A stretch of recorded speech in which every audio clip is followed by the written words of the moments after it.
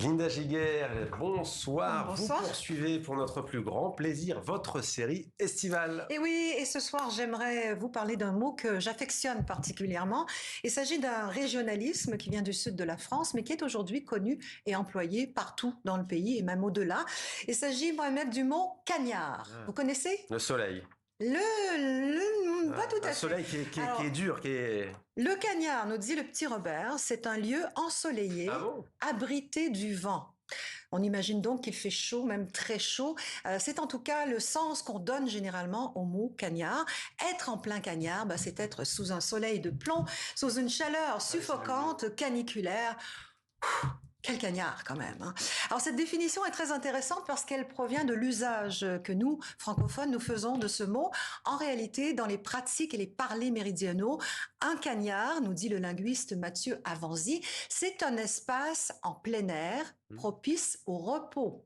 Voilà la vraie définition. On imagine un hamac suspendu entre deux arbres à l'ombre desquels on fait la sieste. Et en plein cagnard, du coup. En plein cagnard.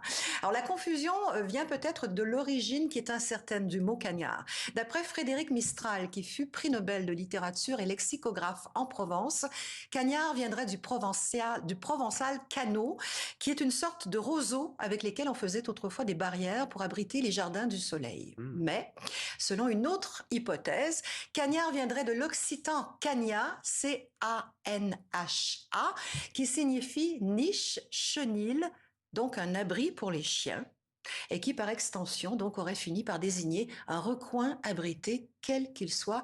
Voilà les principales origines possibles du mot cagnard, qui n'est pas loin de canicule, du latin caniculis, qui lui désigne une petite chienne, en référence à l'étoile principale de la constellation du Grand Chien. Vous y aviez consacré une chronique, je m'en souviens.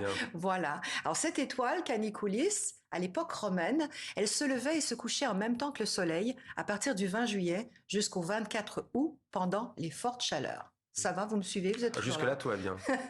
Le mot cagnard a produit des dérivés. Mohamed, connaissez-vous par exemple l'expression « avoir la cagne » ? Avoir la cagne, non. C'est avoir la flemme, avoir la cagne. J'aurais dit le contraire, moi. Et oui, d'ailleurs, un cagnard ou une cagnarde, c'est aussi une personne fainéante, paresseuse. Cagnard a aussi produit le verbe s'encagnarder, comme s'exposer trop longuement au soleil, ou encore cagnardiser, je cagnardise, nous cagnardisons, vous cagnardisez, verbe qu'on retrouve dans le Wiktionnaire en ligne et qui, dans un français désuet, signifiait qui s'accroupit comme un chien et ne bouge plus. Voilà. Sachez que je me suis donné un mal de chien pour écrire cette chronique, pour laquelle je me suis inspirée de Comme on dit chez nous, de Mathieu Avanzi, édition Le Robert. Il paraît que vous partez en vacances, Mohamed? Tout à fait. Alors, je vous souhaite de bonnes vacances. Merci, pas en plein cagnard. Et un bon cagnard. Merci beaucoup, Linda. Merci à vous. À bientôt.